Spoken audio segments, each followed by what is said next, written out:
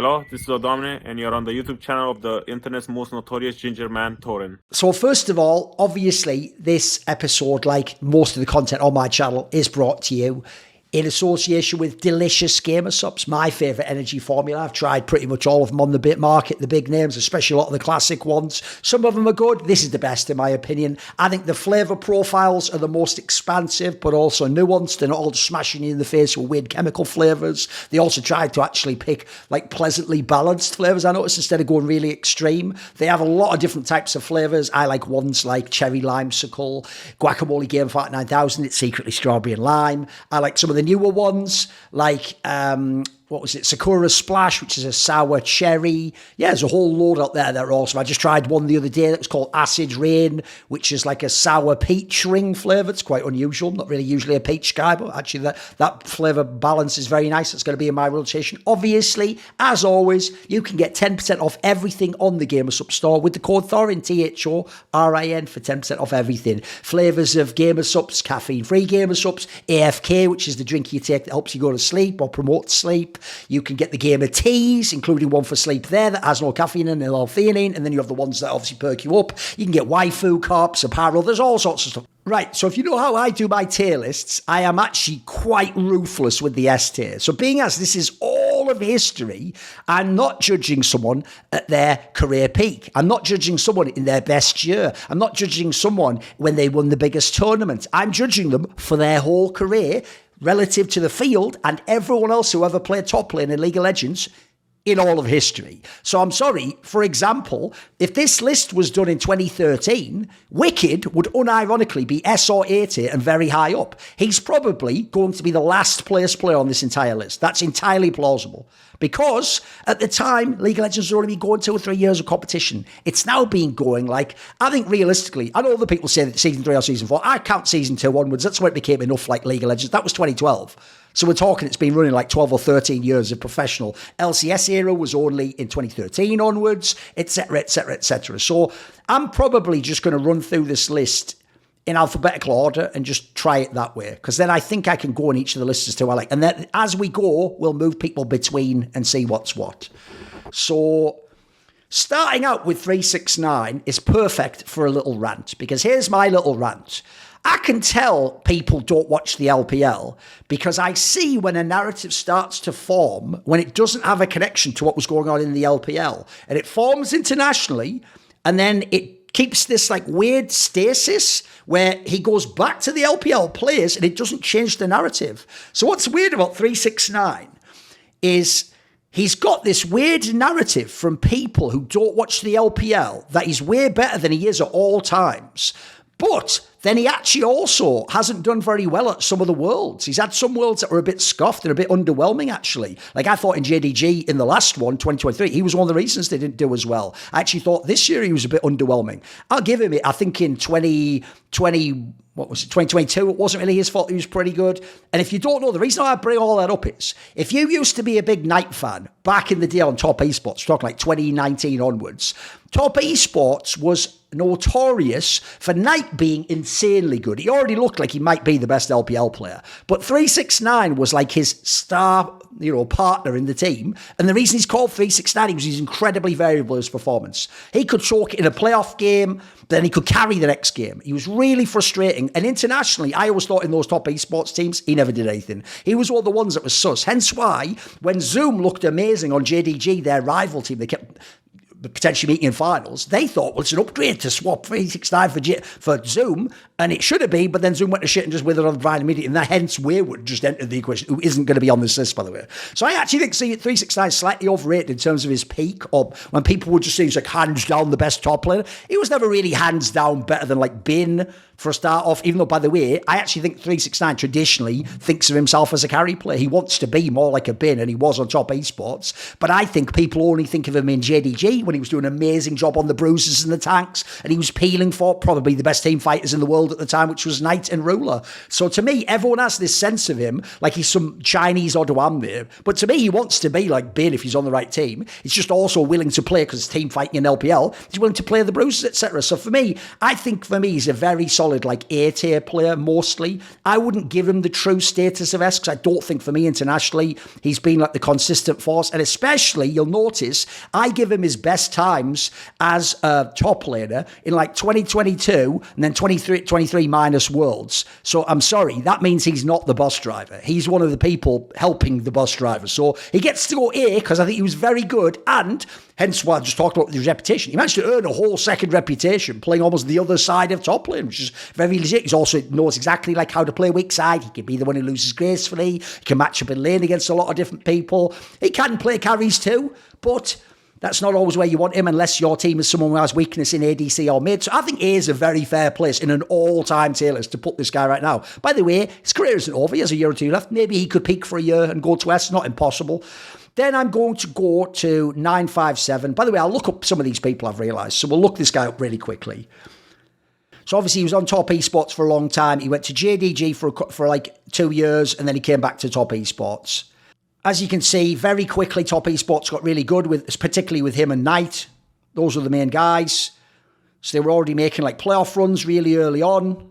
These were very talented players very early on. These were the two obvious players to look at, by the way. Then they were winning the LPL and in the finals in 2020. They had the slightly dodgy 2021. Then in 2022, he went to JDG in the aforementioned swap with Zoom. He was mega, by the way. He was winning LPL again. Then they made the super team with Knight and Ruler. Obviously, he won everything except one best of 5 that year. Then this year with top esports, they looked really strong in spring. They looked super strong in summer at one point, but then collapsed to went to third, and then went to Worlds, and they were just irrelevant because they got rocked by T1. So he's had a fantastic career. I just don't think he was the bus driver for most of it. Now, we will now go to 957 of Team WE, who very few people listening to me right now will even know anything about. Now, luckily, spoiler, he's not going to be in the top tiers. For me, he was just like a good LPL player who I never thought was like truly elite. I'd be surprised if he even had, like maybe he could have made like a third team once in an LPL or something. I don't think so though. For me, he was one of those pieces on Team WE. I'll go show you down here. So look, he came in on WEF, which is Team World Elite Future or whatever, like the LSPL team. In theory, LSPL team's actually like the development one. I don't know how it works. I think this is like the academy, and then LDL's like the development. I've checked how they logically made it work. Then he was on WE, and as you see, immediately like they're third, then they're fourth. So the first year, it's all going great. Didn't get through the regional, barely. That shitty IMA team went that year and did nothing at Worlds. This is already basically the team that you know him from. The one where Condi, the jungler, did have years where he was pretty good, actually, by the way. Shea, I always thought was like an underrated mid. He's like a playmaker and he makes shit up on the map. And if his champions are in the pool like Italia, he'll do something. Just as a guy who just makes players. Mystic, I actually think, is a mega underrated, just ADC. Just does mad fucking damage as an ADC. Yeah, he's Korean. You just play around him. Seems like a stud to me. I always thought Zero was pretty overrated. He's the guy who played with Uzi I back in season 4, if you remember. So this was like not a bad squad. They didn't get it that year, but the next year they won the LPL. I always thought it was mega underrated. By the way, that's Uzi I's team that just beat in the LPL there. So let's just ignore your goat Uzi I just getting 3-zipped by people like Mystic and Shea in the final. They went to top 4 at MSI, because that's famously where G2 with Perks smurfing in his first good year internationally was able to beat them. Then they went and they could have been top place in LPL, but they came top 4. They won the regional. They went to Worlds and came top 4. This is the one where they beat Cloud9 in that close, like best of 5 series in the quarters. They lost to Samsung, the eventual winners, 3-1. By the way, that's a better result than T1 got in the final. But after that, WE fell off a cliff and he was irrelevant after that. So my problem is, even if I go and show you very quickly, like his absolute best years, we'll just go and look at his absolute best years, and you'll see he was never someone who was particularly highly regarded, even in the LPL. Even though, by the way, look, his jungler is getting like all pro of the season. And people like Amazing J are getting top player of the season, and he's not even in the mix. By the way, Amazing J got memed on. He was a decent player. I could have actually included him on this list, I've realised, but it's one of those ones where it's so fringe anyway. Like, he wouldn't really make it, would he? Same as I'm not putting Mouse, even though he won the LPL. So for me, look, he's not actually particularly that relevant, unfortunately. Like, he had what? He was a weekly highlighted player once for a game. That's it. Aside from that, he doesn't get on any of the lists. Similarly, we'll go to summer that year.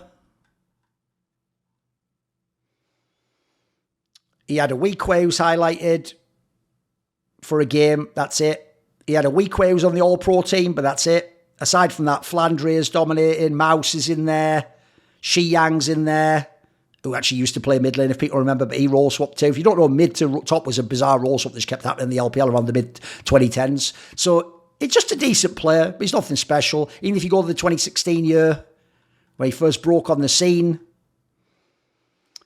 he had a week where he got highlighted as a Group B player because they used to have that split conference approach. He did quite well in the KDA standings, fair play. But again, by the way, Season 6 didn't used to have all pro teams. So again, I'll go to here. Even though his jungler's pretty good. So to me, the problem is he wasn't the boss driver. Like the best players in his team in order were probably Mystic, Condi, Shiye, and then him. And then the support was fucking irrelevant because bizarrely, in the same ways they played for years without real junglers in the LPL, they just play without fucking real supports, even some of the best teams in the world there. But then again, shout out to Gen G. Maybe they're doing it right now in the LCK. Who gives a fuck about support when you got 4 super players, right? So for 957, I think I'm going to put him D. D for now. Of all these players, he's going to be one of the worst ones, even though in his own time period, he was good. Point is, he was on a team that went top 4 worlds. He's won the LPL. He's not a nobody. He's been in a bunch of semis, etc., etc. So now we'll go to another, I think, very maligned player. It's funny how these things work, because anyone who watched Summoning Insight back in 2014 knows half the time people were treating it, people like Papa Smithy, like some sort of like an intervention for Thorin to tell him that Flame isn't the best anymore because they just don't let you play pure carry tops in 2014. Even though I used to tell people back then, save on Najin just has a better team. I think Flame's as good as him at what he does. He just doesn't have the ability to carry. And if you don't know, they even used to give that guy the fucking like blue buff and shit like that to help him in lane. I think Acorn, who I used to be told back then was the best top laner, I thought he was a very good player that year because for me, he was a hybrid player. Now, it was only 2014 I'll give him that credit for. I thought early 2015 he was still really good and he showed he could actually play the carries more as well when he was on that LGD team. But I thought summer onwards, Flame was better than him, and it's only because he became the coach of the team when their coach like quit or was fired that he just inserted himself for Worlds and then went like, 0-3 in the fucking group of death, losing to people like fucking TSM for fuck's sake. So I always thought, though, now though, people go the other way. They make this guy like he was shit in a meme and he was never ever good. I thought in 2014, this guy, bear in mind, that was the year you couldn't just purely be a carry unless your whole team, save-esque, was set up with a Prey Gorilla bot lane that goes even for you, as Khan and Flame later pointed out. I think actually this guy was playing top lane very, very well at the time and he was a 369-esque character. So you know what's funny? I actually do think that year he was really good, but he only had like, a 1-year career of really deep relevance. So realistically, it's going to be C or D. So I think I'll put him C for the moment. But 1.5 years isn't very much even at the absolute top. So I might consider putting him down to D, but we'll worry about that later. Then we will go to Alphari. Now, Alphari obviously should be basically instantly probably be a D player because he's a Western player. And I'm really putting him here because I think at one element of the game, laning, he was unbelievable. He would always have 1 or 2 meta champions, 1 or 2 off metas / counters, and then that's all he needed. I think you could have put him in a lot of different types of teams. I actually think the main problem he had in his teams is it looked like, aside from the first Misfits, who had Hans Sama, which you're going to naturally play towards, it looked like it was only in Team Liquid, when they had the whole coaching issue, that they ever really played to top side. And so as a result, he could get all these amazing CS advantages, he could even get big lane advantages, but I always thought it wasn't that he didn't know what to do. I also thought his teams didn't play for him. Spoiler, there's a reason why carry tops basically only exist as like the best role in the LCK and LPL. They're the regions that understand how to play around the carry top laners. Funnily enough, the LPL wasn't about carry top laners for a long time. It was about ADCs and mids. Then it later became about carry tops when you had all the Camille's and all the fucking Jace's top lane. The LCK was always the best place for the carry top. Spoiler, there's going to be loads of Koreans in S and A tier. Probably all of S tier will be Koreans plus fucking bin. I'll just give you a spoiler right now. So Alphari as a laner was truly world class. The rest of his game, not as much. So I think for now we're putting him D. I could obviously go quickly show you, but his career's not going to be that epic since he's playing the LCK, LEC and LCS and obviously didn't win one. But he was in some finals, and sometimes he got there with teams that maybe didn't have any business getting there. So after he's in the UK and he goes in the LCS, in his first year as a rookie, he goes to the finals. By the way, over Reckless's Fnatic, so that's no joke. Went to Worlds and went top 8. Could have gone top 4 in his first ever year against T1 with Huni. I actually thought generally all pretty good shit there. Season 8 was when they made the swap to Senkux. It just didn't work out. Season 9 was when OG actually beat Fnatic and made that final. But then they got giga-wrecked by G2. Summer was when they were really good, but then they fell apart and didn't even make playoffs and didn't make it through the regionals because their jungler just left because he had issues. I think it was anxiety or something. They were good in 2020, but they fell apart in the playoffs. They also had to play G2, to be fair, in the, let me think, lower bracket. So they could potentially place higher, but who knows? And then he went to LCS. They won the lock-in where he played really good. They could have won Spring. That was the one where Perk smurfed. They actually almost won Summer, but that was the one where Under the Thieves just got him. He went to Worlds, and that was actually the time where they were one game from getting out of groups. So I actually think he has an underrated career, I've got to say. But even so, he's going D because he's the best top laners of all time. But I thought he deserved to be on the list. I thought to myself, you got to put a few Western people. So in the same way as I'm going to put Broken Blade, as I said, people like Wicked get on because they really were like top 5 in the world. Broken Blade and them get on because they're the best we've got in the West. But aside from that, really Alphari and Blockwood, I'm just putting on to just show they can go on. Same with Darshan. They're probably going to go bottom of the list. Bin, spoiler, I can instantly put him S. Now, what's funny about Bin, if I show you his career, is this guy went from overrated to properly rated to maybe even underrated now. Because nowadays, people say he's the best top laner. It's like, bro, the whole year, he's a candidate for the best player in the world. You can even argue maybe last year he was. Because here's my problem when he came along, is he came along, and obviously, in his first year in the LPL, he goes 3rd in summer, win the regional, and then go to Worlds and come to the finals and even have a carry game in the finals. And obviously, in the individual carry games, he looked super sick. He was slightly overrated because then people just saw that final and were like, he's the best top player in the world. He's top 3. Like, no, you're overrating him. When he went back, Suning was whatever, and he wasn't super duper sick for me. He was just a good player with prospects. He was up and down. He was very fragile because he was a super carry player. Then he came to, when he was on RNG, I think he was like loaned or something here, because if you remember, he only played for the first part. I actually thought in spring, I'll be impressed to see if he's actually even though he finished 2nd in spring in the groups and won the split and went to MSI where they won it, I will actually be impressed to see if he's even on a fucking... So I'll be actually surprised if he was even on an all-pro team. Let's see. See, he had a weekly award twice. No, he didn't even make an all-pro team. Yeah, this is an example of where he did... This is the problem. In that actual final of MSI, he did outplay Zeus, in my opinion. Team 1 was the favourite. This was the one where Zhao Hu was mid lane again. He did outplay Zeus, but in my opinion, it was mainly just the final he was really good in. At this point, I actually think Bin's a very up and down, slightly overrated player, because people were already just raving about him. But I'll tell you what, after that, I do think for 2023 onwards, he became like potentially just the best player in the world from top lane and one of the best players in the world. Like, I think he was unbelievable after that. Like, there's a reason why they're doing all this shit here. If you remember, they set the LPL record there. He was a massive part of why Yigao was not that insane back in 2023. Then this year when he had Knight, he was basically the best top laner from minute 1 of the year till the end. Like, maybe Monty would have crowned a Kiin because Gen G were on their shit. He was amazing. But Kiin wasn't the bus driver. Bin was one of the bus drivers with Knight. And you saw in the finals, I told you on my So Many Insight shows, I actually think this guy played better as a loser of this Worlds than most of the MVPs of Worlds I've ever seen in League of Legends. So I think this guy, you already can say like 1, 2 years of being really good, a couple of years of being a bit overrated. That might be the best top laner there. He's in the conversation. I might still give it to Shy or Smeb, but Khan's in the conversation. But I'll tell you what, Bin instantly S tier. Easily S tier.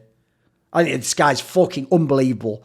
And he can, if he's push comes to shove, he can play the tank if he has to. It's just you wouldn't bother. With a player like him, it's like the Shy. Why would I put him on a tank? Why wouldn't I play to him? I've got the fucking Shy and Bin. Then I have got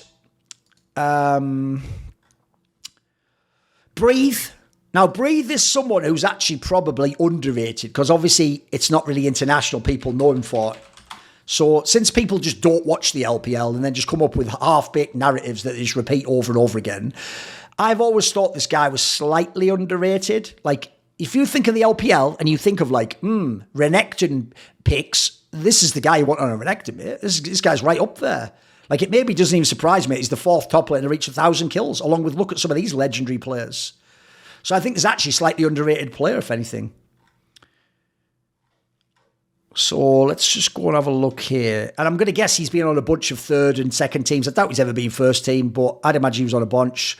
So he came along on OMG back when they were just nobodies. By the way, they were a nice bunch of players. Like, he was called Curse back then. Haka was a decent jungler. Icon was very up and down a bit, whatever to me. And this is years after he was decent. SMLZ was supposed to be the next Uzi, but never made it. So then he came along. Then obviously he was on the WWE that was mainly about Shanks and Elk. Missing was there too. Bunch of talented teams. They managed to come third in an LPL in 2021. He was on BLG briefly, but not a very good one. Then he was on RNG when then they made it through the regionals and went to Worlds and came top 8 and lost to T1 that time. I think that was the one where Faker made like a sick Azir play in that series. Then he went to RNG and they were sus as fuck in 2023. But he got signed this year in summer to go to Weibo, and basically instantly, along with Tarzan, made them actually good. They made a run all the way to the final when they had no business being there. Then they made it through the regional even, and then they went to Worlds and came top 4. Like, I actually think what a very legit player. He's just not a truly super duper elite player for me. Like, if I go look at some of his best splits, again, I would be shocked if I don't think he ever made first place on a split team. So I'm going to say, I don't think that's even plausible that ever happened. Let's go and look at what he was like on some of these. He didn't actually make it in summer. LPL 2021 summer. Oh, he's not getting any credit at all. Oh, you know, he's the third team. Third team back on there on WE. And by the way, WE, if you go look at them as a team, they're the 7th best team. So that shows you this guy was legit and could play some carry. Then 2022 summer, spring rather, he didn't get on. Meanwhile, actually, Rich is the top one. But then again, this is when he was on WE. No. Wait, what team was he on here?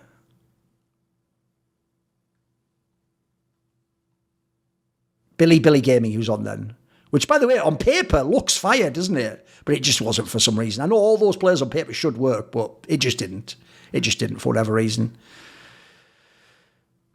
So I'm probably just going to put him, like if I go and quickly show you.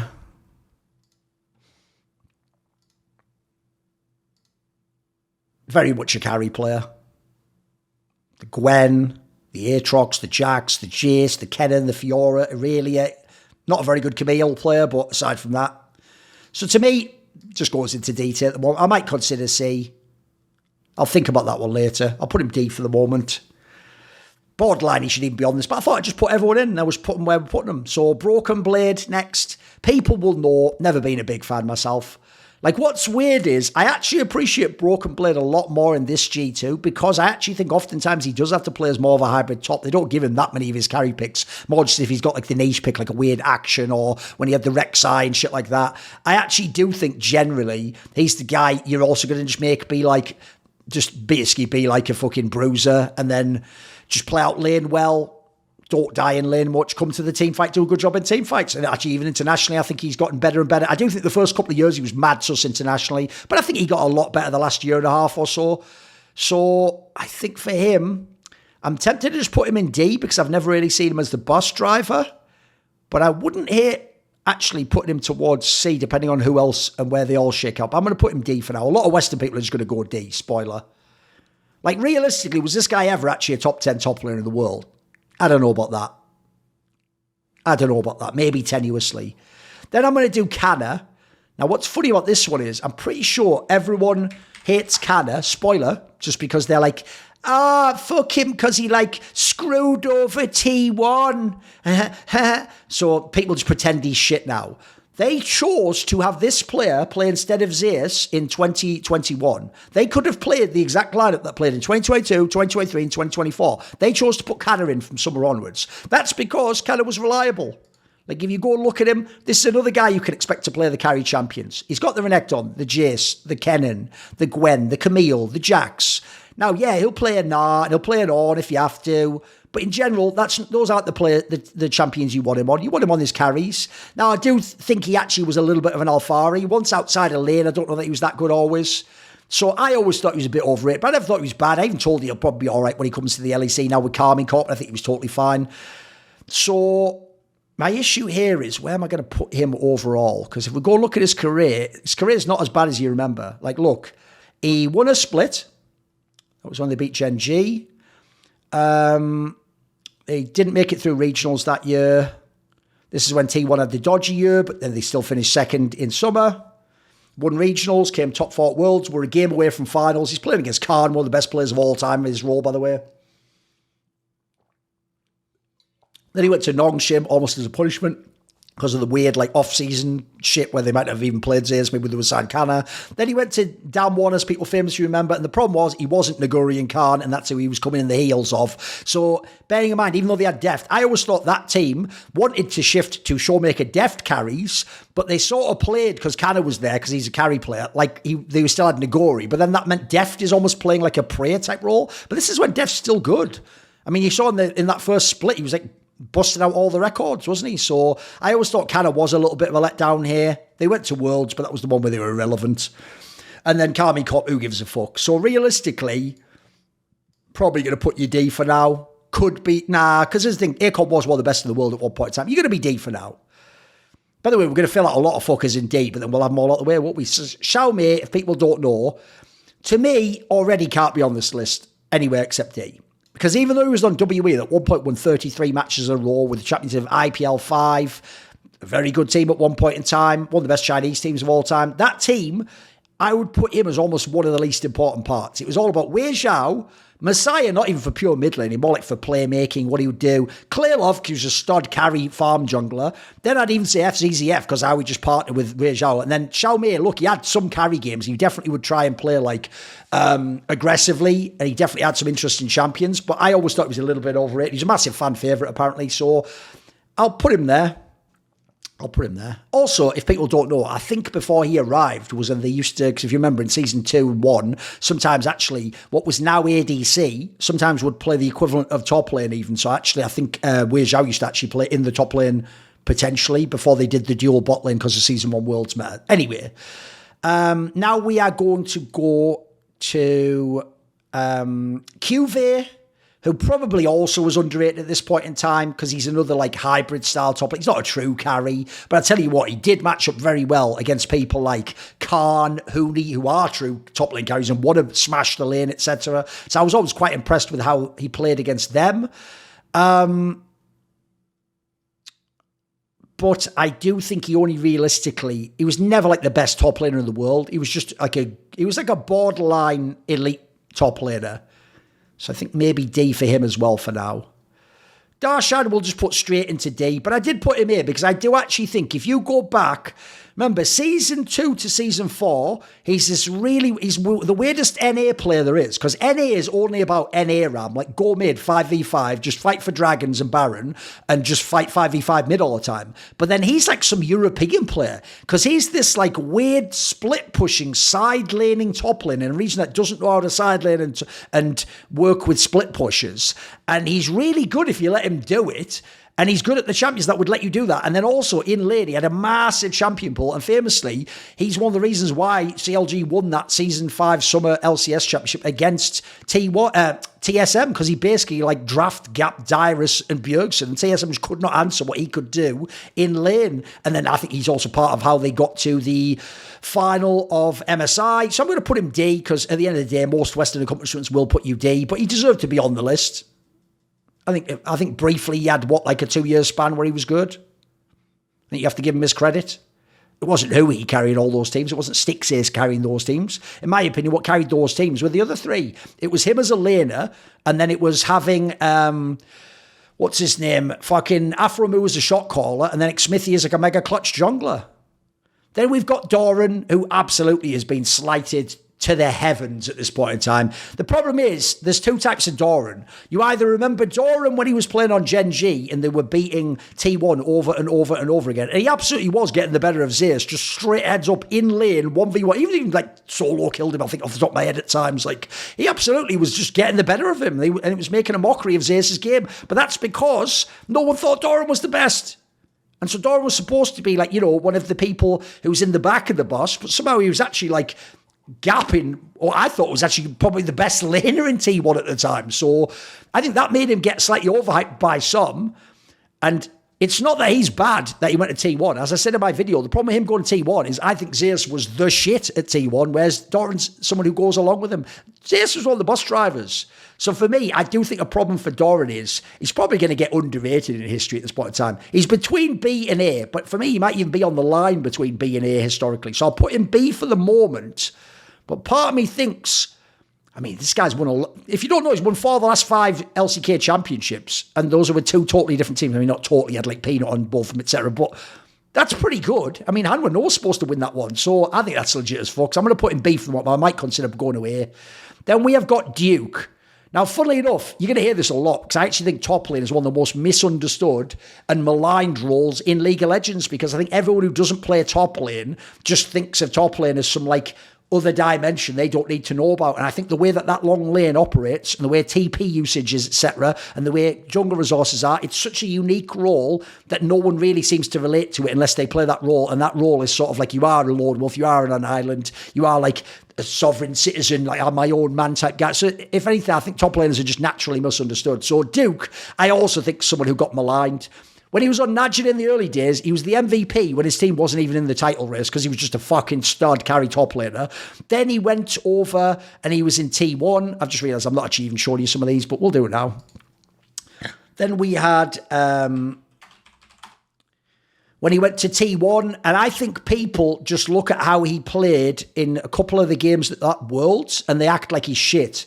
But I actually thought he was one of the... I actually think, you know what? Until Zeus, I actually think this was the best T1 top laner. Me and Kira are very weird in that way that we think that. I also agreed with Kelsey, which is when he played at IG, they did look like a better, more cohesive team when he played rather than the Shy. It's just that the Shy had higher peaks for carry games, and obviously specifically for the Season 8 Worlds meta, that was better. I actually think, by the way, if Season 8 Worlds hadn't had the solo lane meta and those champions with all the flex potential, if it had been what it had been for the rest of Season 8 in Spring and MSI, I actually think IG's chances to win Worlds would have been higher with Duke playing, because he could play the Bruiser and the Tank and play a weak side and allow Jackie Love and Rookie to carry, than if they'd have played with the Shy. But he zigged when he should have zagged in history in that sense, and so he's sadly forgotten, even though essentially he won Worlds with 2 different teams, one as a sub, played a game or 2 here and there, and then also he was in 3 Worlds finals in a row, but no one remembers that, sadly.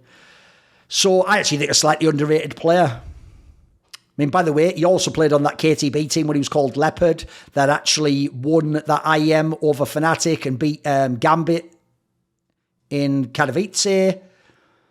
Then, as we go here, then he's on the Najin team. Then he goes to SKT. They won that IEM.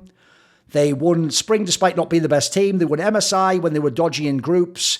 They came 3rd in Summer. That was the one where KT beat them in 5 games and then lost in 5 games to Rocks. They won Worlds. I thought he was very good still.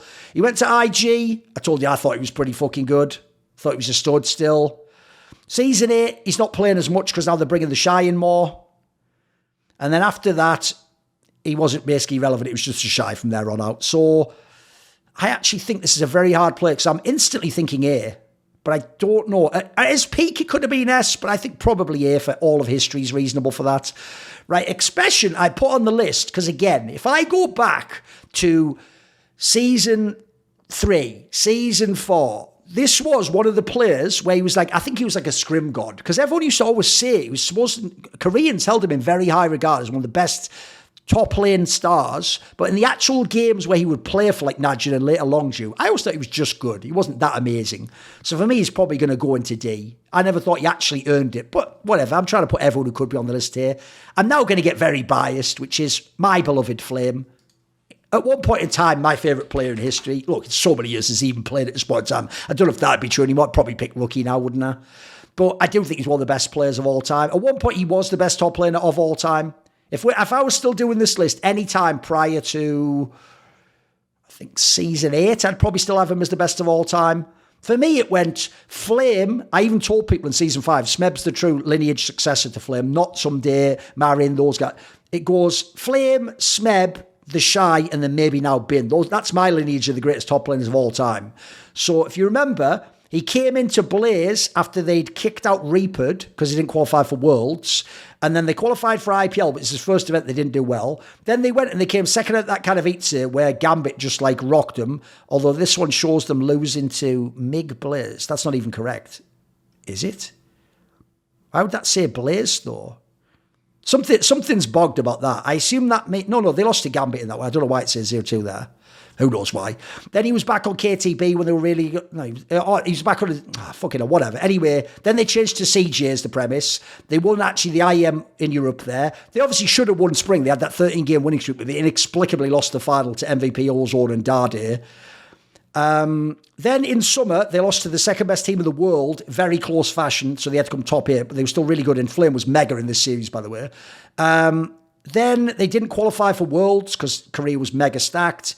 They went to World Cyber Games and won that over like a Chinese super team. In Season 4, I actually thought they were still very good in Spring when they came 4th. They barely lost to Ozone and Shield in 5-game series. He was very good still. Summer was when he phoned it in a bit and wasn't that good and the team fell off and they changed some of the lineup. Then he went to LGD. They just didn't let him play very often. So he was kind of the sub for most of this year, even though they won that and winning the finals. Then he went to Longju briefly, but they actually started playing Special instead of him. He just got to play, I think, Gangplank. Then he went to Immortals, where he got better and better and better until by the summer, I actually thought he was probably their best player with Smithy and Ole, and he was the best of the laners, in my opinion, and was a very good player. At Worlds, they did fuck all because they were in the group with, it ended up being Fnatic and Longju that were really good at that one. And then FlyQuest, he was still good, but like just good in LCS, and it's irrelevant after that. He actually did go, by the way, later to Damwon. People forget this. And they used to sub out Nagori because he couldn't shot call, put Flame in when they were playing with...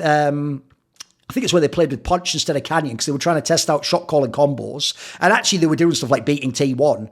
But then actually Nagori came back in when they came second for the finals and they didn't take him to Worlds as far as I remember. And so also he could have joined T1 potentially around here, but then they turned him down in favour of, I think it was Duke or Huni for that one. I can't remember which one was which. I think he tried both times to apply. So for me, he was like the best top player in the world in Season 3. He was one of the best top players in the world in Season 4 for half of it, so it was 1.5 years. In LGD, he just didn't get to play very much. In Immortals, it was not that relevant. So the problem is it's time that has hurt Flame. He would have been S tier, but then they would have dropped down to A and B. So I think we can't just take him at his peak. We have to take his whole career. So realistically, we're talking about like sort of 2 years of really good play, but extremely good at times. So maybe I can put him B for now. I think that makes sense for the moment. I'll consider later. I could also maybe sneak him into A, but because he was if you don't know, this is a distinction as well. He wasn't just the best top laner. If you think Faker became the best player in the world, I think most people would agree, in the summer, this was the best player in the world in spring. So I think for now I'll put him A and I'll consider dropping him to B. He's never won an LCK championship, by the way. But then again, Doran didn't win them as the star, did he? So we'll think about that. Maybe that one's one I have to move for bias reasons later. Now I will come to Flandre, who, if people don't know, for a long time I was a fan of this guy's game because in an era when, as I said before, you didn't have the carry tops that you played around in China, there was one carry top. His name was Flandre. And most famously, he was one of the reasons why, if you were a fan back then, you enjoyed watching Snake Esports play. So if you go look, he's had his Jace games, Aatrox, Gragas, Renekton, Kennen, Graves, even when it was played, Camille, Fiora. So if you go back to the early days, Season 5 particularly, where if you don't know, Snake was the team that a lot of people thought could have been the third seed from China. Go back, he's got some, this is actually when he's playing like a fucking, let's see, Snake, there we go. Maokai was just mega played by everyone back then, but he had these Rumble games, even played Morgana, Kassadin top. This guy was all over the place. Hecarim, that's Demacia Cup, admittedly. Summer season, he's playing Hecarim. Fizz top. Fizz in Season 5, top lane. He's playing a Riven game in the fucking playoffs. He's playing Diana in the regionals. Man alive. He's playing Riven, Demacia Cup, Riven, NEST.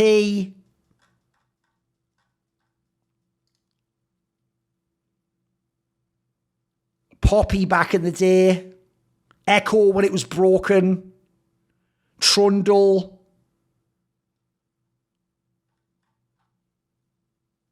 So the interesting thing to me is, this is one of those guys who was mega on shit teams for a long time. Like, he was on Snake that was good, but they didn't ever do it in the playoffs, unfortunately. They would never be as good in the playoffs. And then, like I say, they actually fucked up the regionals. That's Doinby's team, if you don't remember. But they were always good, especially when it didn't count. Again, they're good, but they just don't do it in the playoffs, unfortunately. That wasn't just him. That was other members of the team too.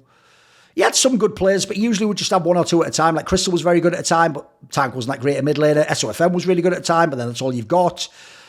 What's your support like, etc. Before that, he had you, who was very good, but then who the fuck else does he have? Crystal's really young at that point in time, I think. You come through here, there's a lot of hard times, unfortunately. Again, look, no matter how well it goes, you never do that well in the playoffs. It's the curse of SOM and Flandre. Obviously, SOM got the Sooning run years later, though. But you see, all these years later, it comes to EDG. Now he's definitely not like the bus driver as a top laner, but now he gets all the success. He gets to come like third. He wins the LPL finally. He goes to Worlds and wins World, beats out Kiin in the final. Admittedly, Kiin is a better player, but I think Kiin fucked up a game or two there. And crucially, he just played 1,000,000 Graves games because he was the least important draft priority to ban out. He was really good on it, and he was just really classy at just playing gracefully, I thought. After that, who really gives a fuck? Like, for me, you're only playing him, like, he wasn't like one of the better players, he was just good in this era. And then I think they only played him here because of the whole share problems. So realistically, I wonder if it actually has his LPL listings, because he must have had a bunch of first teams. Sadly, it's one of the few players where it doesn't do the listing for that. Like, they often put, like, the listings of where he came up here. Unsurprisingly, he has loads of kills and wins. He's played for a long time. And obviously, I can't go back to Season 5 and look at all procs that didn't exist until like Season 7 summer or something like that. And even then, they just did like a whole team for all of it. So Flandre is a hard one to pick because there's a couple of years I thought he was really good. And I never really blamed it. It was more his team. So I'm thinking B for that one, but I might go C. I'll come back to that one maybe. Right. Then we have got GimGoon. Now, I'm sorry. I'm almost immediately just going to put him D tier. Because if you don't know, GimGoon was the definition of like, he wasn't even sat in the back of the bus, mate. He was sort of like, he just went a couple of stops with the bus because everyone else was more important than that fucking team. Like, remember, Doinby was the man in the shot caller. Tian and Chris were the ultimate hands, had incredible mechanics and playmaking for a support and jungler. LWX was sort of the brawn in the ADC and the team fights. GimGoon for real was just the bitch top lane who got no fucking resources, no help, and really was just treated like Korean Dyrus in a fucking Chinese team. So he wasn't good when he was back in Korea for my money. So he was on Zenix way back in the day. By the way, this lineup now is unbelievable. I should probably do a video about this lineup. This guy won Worlds. Swift was actually one of the best carry fucking junglers, if you don't know. Coco was a beast mid laner the next year. Was probably the second best mid laner in Korea at the time. Arrow was like a good player with KT and became obviously LCS MVP. And Peekaboo in 2015 was one of the best support players and came to the final of summer with KT. What a fucking sick lineup that Zenix was. But they just weren't that insane together. Top 8 at winter. Then you go, he's on some irrelevant teams you probably don't even know. Energy Peacemaker, they were fucking nobodies. He gets to the LPL, they're just shit anyway, so who really cares? He goes to Gamty, the game talents, the notorious Gamty, who were nothing as far as I'm concerned. Then he comes to FPX. At the time, they didn't have Doinby. When they got Doinby, magically, and the rest of like magically, they become really good. And they, by the way, that was when they went 13-2, but they didn't win. They actually fucked that one up, so you didn't get to see them at MSI that time. They did win with a mega performance in summer, and then they won Worlds inexplicably. After that group stage, you never would have thought they would win the Worlds, but they did. I think he was the least important person to win Worlds. Then they came third there, and then it went to shit. So, I'm sorry, this last place. Like, it's only really his resume that got him on the list, but then his play means last place. Like, I couldn't give a fuck less about this guy. One of the worst players to ever win Worlds, as far as I'm concerned. Right, look how many games it drops to. It goes from 52 gangplank, shit a weak side games to, like, can I have a bit of Renekton to barely anything else, bear in mind how much he's played. No one gave a fuck about this guy. Right, now we will do Gogoing. Sadly, if loads of these other players are underrated, he's an LPL player that's overrated. Can you guess why? Worlds.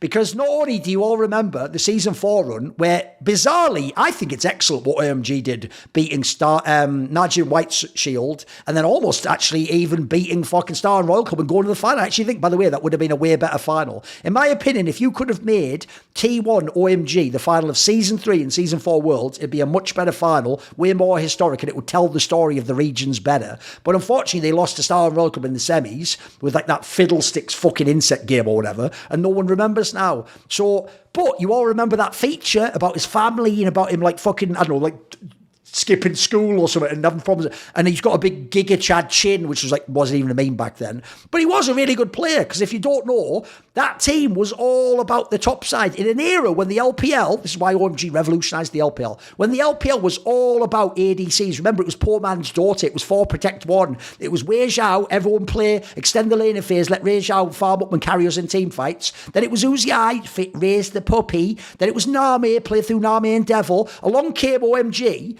and they won the LPL and came out of nowhere. And what they were amazing at is they were a topside team. They were about Cool the mid laner, who was a stud, Loveling, who could play support and jungler, but was a better jungler, who was a mega duelist jungler, and Gogoing, who was just a giga fucking Chad top laner.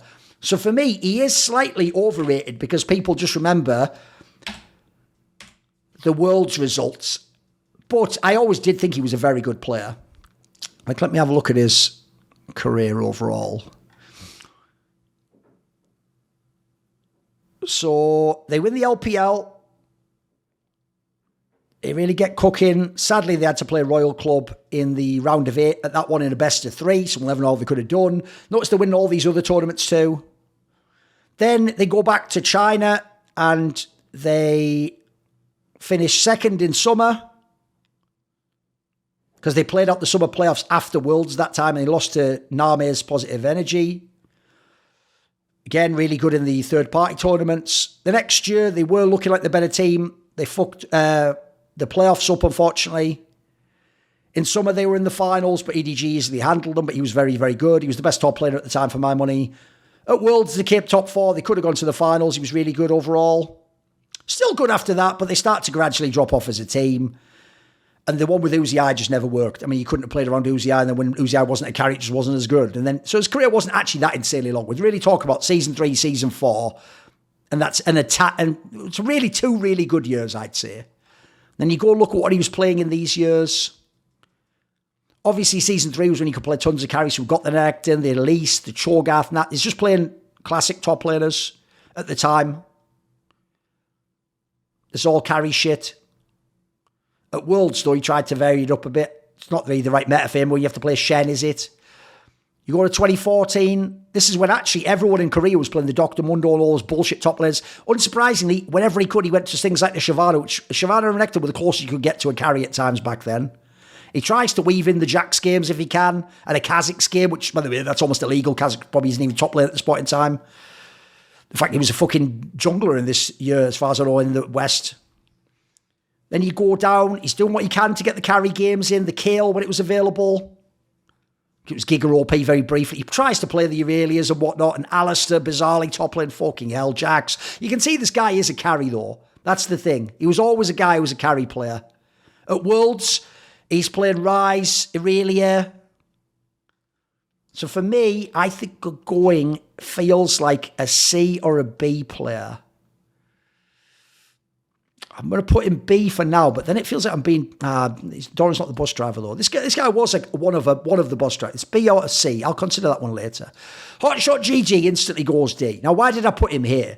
Because in Season 2, there was a time, like at the beginning of Season 2, where people said HotshotGG, I'm not just saying idiots, was the best player in League of Legends. Like maybe Big Fat LP/GG was from mid lane, but then he started to fall off a bit. Hotshot was super good at the end of Season 1. He was a really good top laner back when you could play all sorts of shit there. And the game was just very much individual back then. It wasn't such a team game, and there wasn't all this tactical and all this shit. So at one point, he was one of the absolute best who would be in the conversation. So I have to put him in here. Now, obviously, he had a very short career, and even by the latter half of Season 2, he'd fallen off and became a fucking jungler, and they recruited Voyboy and did all that bollocks. So he wasn't a very good player by that point. So a very, very short career. So he just goes straight to D, but he gets to be on the list at least. Then we go to Huni. Now, people might know, I think Huni's overrated, and I've done a lot to counter his narrative. But I will say, all the LCS people I know say he was actually a very, very positive teammate. He did a really good job helping them with concepts. I always just thought he was just too one-dimensional top laner. Even if they say he had shot-calling elements, I always thought the way he played was still a bit silly. So for me, a little bit overrated. So I think if you go back to Season 5, he was world-class, but he was probably, 5th or 6th best top laner, hence why Smeb gave him that fucking work at Worlds. And by the way, no matter what they tell you, Odoam, they used to match up with this guy quite well when he was on H2K in the LCK, ULCS. Then he went to Immortals where they were Giga smurfing in the splits, but then they weren't doing that well in the playoffs. Unfortunately, he was one of the people who sometimes had bad games in the playoffs. So that's a knock against it, even though, I guess he's still sort of a 5th or 6th best top player at the time. He went to T1 and people do forget. Not only did he win Spring and MSI, but actually, in my opinion, he, along with Faker, was one of the people who did help some of the carry games at Worlds. He wasn't totally terrible. It wasn't really Faker 1v9 every series. He had some games that were good. He also had some games he fucked up, but I thought all in all he was good. So I'll give him some credit for this year. This year in Season 5, I count quite highly. Season 6, a bit less. There's no international player there. When he goes to Fox, I already thought I got a bit sus. I thought in Spring he was very good with Dardoch. Summer it was irrelevant, who gave a fuck. Season 9 on Clutch, that barely even counts for a list like this. Who gives a fuck by the time he gets to EG and TSM? So realistically, we're talking about 2.5 good years, maybe 3.5 good years. A little bit one-dimensional. He's more of a carry player. Sure, he could play a Rumble or something like that, but you think historically, Rumble's there. Okay, you're thinking more stuff like these picks here in his carry days. So I think, but I never thought he was very good at playing gracefully though and losing. So for me, I think I'm going to put him B tier for now. See, this is why career length matters, because he only played 1 year. Whereas this guy had 2.5 years or whatever, or 1.5 years of being good. Then we're going to do Impact. Now, this is one of the toughest ones of all. I don't really need to show people his career, but we'll do it very quickly, shall we? Obviously, the problem is most of it was in the LCS, which does hurt his career a lot. He starts out, he's a Zenix Storm player too, but he's actually a support if people don't know. Then he's on SKT, and they're really good. But if I had to rank them on this team, I would have ranked them the following way. Faker number 1, Piglet number 2. Here's what's weird. In Season 3, I might even have given Bengi number 3. I do think Season 3 Bengi was pretty good. Season 4, I would probably actually give Pugnatio. I think he's underrated. I think people forget how good his Zyra and some of his champions at Worlds were in that meta. And then I would put Impact last, I'm sorry. Because to me, he was more of the tanky, bruiser-esque top laner who just played great well in lane and then played around team fights and did what he was told. So, he is a champion of the LCK. He is a champion of Worlds. It's all true. But then after that, when they had the bad next year, I actually think he was one of the few players who wasn't that bad the next year, to be fair. I think it was mainly actually in this order. Piglet, Pugnatio and Bengi who fell off. And Faker himself wasn't as good because of the meta was all those weird Xerath and Ziggs and shit like that. And he wasn't the TF player. Then he went to Tip. I actually thought in Tip he was a fucking beast. He even used to play carry sometimes. So he was really good. They just didn't do that well in the playoffs. So he was legit as fuck at that time. NRG was kind of a bit whatever, but he was still good. It's just they had a very inexperienced set of players, and what a nightmare mix-up as players that is. C9, I actually thought he was a beast on C9. It's just obviously he's playing as the weak side player. So the main problem here is he's never the boss driver, is he? Except maybe sort of TL summer this time, but then it fell apart. He has been amazing domestically, but in the weakest of the major regions. So this is a tough one. Because here's my problem. He was never the bus driver for me. So I think that has to be C. I can't put him B because some of these people, even if Doran wasn't the bus driver, yeah, he played in LCK though, for fuck's sake. This guy played 2 years in LCK and 1 year that's really good. So I know it's tough because it's tough to put him down here. Historically, I guess Huni at his peak was better. I do value carry. I've always thought carry players are clearly better than the weak side players. That's why you play to them. In the same way as, I'm sorry, people who score goals in football are better than people who score assists. That's just the way it is, I'm afraid. Not in an absolute sense, but as a general trend. Right? We'll now get quite edgy because we're now going to go to Khan. Now let's get it right. When Khan was the best in the LCK at many years, this guy unironically has he might actually have the most years where he was the best LCK top. That's not even exaggeration. then people would overrate him, and he clearly very early on was a choker internationally. And he would trash talk while choking. So for me, I always got why people banged on him. It's just that then they forgot how excellent he was in one of the best regions of the world. And then he also went to the LPL and was good, even though he sort of slightly fucked up and had some choking factors there. His big problem is, he was, if you don't know, he won like 6 LCK titles. That is fucking unbelievable. But he never won the international one. And sometimes it was his fault. At the end, it wasn't his fault as much. He had like the 1 or 2 games he fucked up in 2022, 2021. But I still thought he was an extremely good player. So if we go look at his career, I also think he was MVP of a split in LCK, justifiably so. So he came along on Prime Optimus, and no one gave a fuck about back then, with a different name. Then he went to Wild Elite Academy with Shie and SMLZ. He comes to Newbie.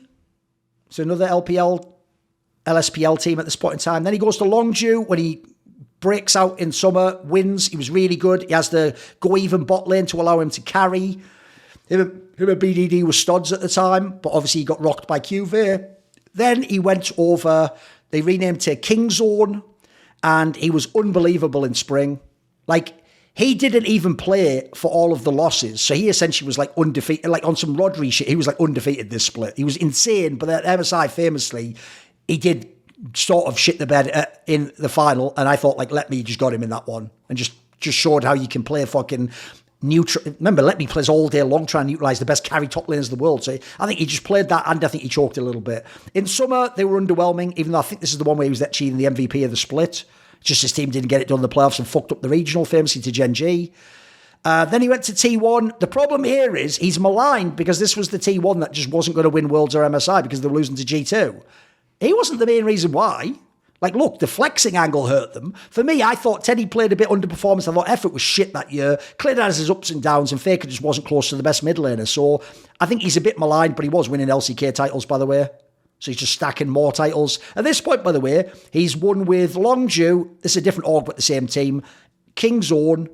Then he's won a couple with SKT. He goes over to FPX. They're still really good. Let's look where he was actually.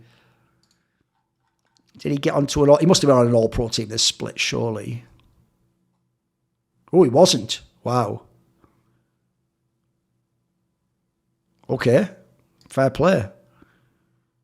Wow, he actually did pretty badly. Because FPX was in third. So people famously do think he hinted a bit here. I think he did a bit. And then they fucked up summer. Then he came to Damwon and they won 2 titles and could have won MSI. Obviously, this is another one. But here's the thing. I don't blame him as much for this MSI because who was the best player in the world at the time he lost MSI? Probably Zhao Hu, and Zhao Hu played top lane and was the shot caller and had that Lucian pick. So I think he was very hard to beat. Like, the sad thing is, this guy for real could actually have golden roaded. Like 2021, he could have golden roaded. So I think he had an amazing career. I mean, look at this. He won like 2 championships with these guys, 2 championships with these guys, 2 championships with these guys. These are all different teams. If you go look, he was a true carry top laner as well. He wanted all the resources, but I tell you what, if you give him them, he'll fucking carry the game, mate. Look at Jace. Jace, Aatrox, Renekton, Fiora, Camille. This guy's a fucking stud. But he never got the international title. Like, spoiler, I think I'm just going to stretch put him in S tier. I think he might be the weakest S tier top laner. Because if I go back, let me think. If I go to his career here, season 7, I mean, it's only half of it, but I think by the end, he's the best top laner. Probably in the world. Just Worlds fucks it up. Season 8, mostly, he's probably the best. Like, by the end, the Shy gets it together, but he was more up and down. Season 9, I don't know. There was times when the Shy was the best. There was times when he was Intin. He's still very good. He'd still be top 3 or 4 in the world. He shit the bed a bit in FPX. In Damwon, surely he'd be right back to either being the best top laner. I mean, who was better than him? Zhao Hu in the first part? I guess maybe Zhao Hu was better this year, but it's probably the second best top laner this year. That's a long fucking career. Like, essentially, here's the genius of Khan's career. The criticisms of him are why he's not the bona fide best top laner and like a top 5 player of any role in League ever. But take that aside, and he is an amazing fucking career. The floor of his career is incredible. I mean, he's one of the reasons why his teams are winning, by the way, everywhere he goes. Even if in T1 he was a little bit more supportive sometimes. Because obviously Teddy wants real ADCs, doesn't he? So I've got to say, I think he's S tier. I think he deserves S tier there. But if international slight stop people being S tier, there's very few S tier players in each of the roles. Then we have Kiin. Right, Kiin is funny because he was underrated for a long time, and especially not just because he was playing on Afrika Freaks that weren't a relevant team sometimes in LCK, but more so because sadly he was a part of that infamous sweep in the round of 8 at Season 8 Worlds where Cloud9, who themselves almost got bounced in the fucking plains, somehow 3-0 swept. The first time an A team had ever beaten in like a best of 5 at Worlds, an Asian team, swept them, and so it made everyone laugh at them. Now, what's funny is, when I did my interview with Licorice, he even says, oh no, I was getting like clapped in lane by fucking Kiin. Like, he doesn't blame Kiin at all. So that's an interesting angle for me, I've got to say, because I think Kiin's actually a pretty underrated player. He used to be a mega carry player. He's now more the hybrid player. He's gone sort of 369-ish in his career in some ways. To be fair, a lot of players become more supportive and more of a team player as the years go on. In the early days, he was a monster. Right out the gate, he's in spring finals. This is the season where T1 shit if people don't remember. Look at his lineup. Like, at the time, these were all good players. History has shown he's the great player that remains out of these. Maybe him and Spirit. Then maybe like a bit for Tussin. Kuro was always someone being bus driven. He was really good then. Third in summer, goes to Worlds, but they blow it and come top 8 only. Then Afrika Freaks is irrelevant. But I'll tell you what, even though they're irrelevant, he's still really good in here, I'm telling you. In this era, he is still he's like one of those ELO-held players at this point in time. Now look, if you go to like, maybe like 2022, and this sort of era, he's starting to get like, latter half of 2021 onwards, I'd say maybe he's like fallen off his game. He's not that good anymore. By the way, he's played with some fucking shit teammates for years here. But he's starting to fall off a bit here. Then he gets the KT bump, where they, if you remember, they were really good at times.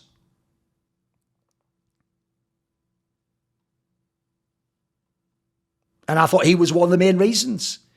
For me, it was what? Him and BDD. With aiming as like, look, he would be the carry threat at the end of the game. But BDD and him were like the carries. And that was like the insurance policy. I thought he was pretty good. I didn't think he was...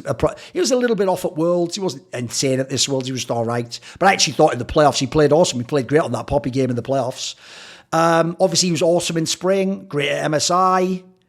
Summer, he was fine. I would say he's one of the players that was a tiny bit sus in the finals. It wasn't the end of the world. Again, at World, I thought he even had some carry games. So realistically, underrated player he's kind of had like he didn't win Worlds, he won MSI, but he's almost had like a Flandre career, hasn't he? Like underrated for years, toiling in obscurity, not his fault they lose. Then he goes to some big teams, but they choke a little bit, and then finally gets like some big wins, and now obviously in theory he can accomplish everything. Maybe this year he'll win everything, but he won't be the best top laner of all time for doing so. So I've got to say, he feels like an A-tier player for me at the moment. That feels like A-tier. Because I do actually rate him very highly for those early years. Then we are going to go to Kingen. Now, even though Kingen looks like a fucking Giga Chad, looks in really good shape and very handsome, that doesn't get you high on these lists. That's why Flame isn't S tier, number 1, SSSS plus, 1 A tier, because that's also about how you play in your career. So I think Kingen is not very good. And for me, even though he did get like the MVP of that fucking finals, the best player was Zico for that Worlds. So for me, I've always thought Kingen was a bit overrated. He wasn't bad this summer, but the key word is not bad. I don't think he was actually really good. I think he just wasn't bad. So I think a little bit of a boosted player. Like, he was in the bad KTs. BLG's irrelevant when he was on them. DRX isn't particularly relevant. Inexplicably, they go to Worlds, and at Worlds, he wins Worlds and somehow even fucking fucks up Zeus in the final. Who knows how? But then again, Zeus could lose to a fucking empty paper bag at that point in time if it was in a final internationally. Hanwha Life was whatever the next year, if you remember. Didn't make it through regionals. Then he was on D+ this year, was kind of a bit whatever. They got better in summer, but even then, beating T1 was basically like the big result for them in regionals. And then at Worlds, they could actually have made top 8 if you watch the first, 15, 20 minutes of the games. If you watch the rest of the games, they could never have made top 8. This team couldn't close a game to save their fucking life. They just relied on aiming in summer to win it all. So I got to say, that looks to me like a D player there. That looks like D immediately. Right. Coro 1, famously was one of Kelsey Moore's favourite players when he was an EDG. And I used to say, I think that's because she identified with him, because he was a player who clearly was at his best as a supportive element, playing the bruiser tank. And he was really good at doing that. He was really good at losing gracefully, taking a beating, not being the draft priority, being a draft resource, and then just playing supportive and being the bruiser in the team fights so that Name can carry the team fights. And what was his name? Who am I thinking of mid lane? Why am I blanking on that? The fuck? Because Korn was the one on... Was it not you? I think it was the player you, right? Yes, it was. It was the player you was the mid lane. He's a coach now, if people don't know. So for me, it's a supportive element. But he did win, like, LPLs. He won a whole bunch of lands. And he was pretty good for a few years, actually. Like, let me go to Coral 1. But he's not a boss driver, so it's very like Eve changed him to Coral, apparently. So, season 4, you go to season 5.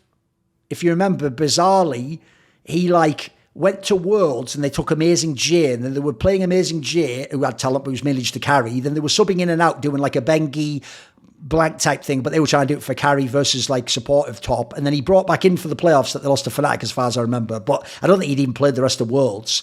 Goes back. They're still really good in summer, but then if you remember, they swap him out for Mouse after that, who then gets to play in the summer finals. And then at Worlds, it's mainly Mouse from what I remember. Maybe they swapped Coral 1 in for that one over Mouse. I can't remember what happened on that one. Season 7, it's a similar scenario. So unfortunately, it's probably a D for that one. But I thought he deserved to be considered on this list. But he's a supportive element. They say no man is an island. We all need people who've got our back. And supporting me and the content on my channel are the following people: Matt Pugnatio Rajcula, The Concept, Animosity, Banediesel, Ben Glass, Jasun, Jensen Goh, Tosh, Toucan, and you know it. Always a special thanks goes up to my main man, Jerky's Minion. Do you want to ask a question for my video AMA? Do you want to take part in one of those lengthy discussions where I talk about whatever topics are on your mind? Do you want teasers, find out who the upcoming guests are, or maybe even to suggest a guest or a topic for my content? If any of those perks or others catch your fancy, well, put your money where your mouth is and join the Skrilluminati today, where? In the Patreon link in the description box below.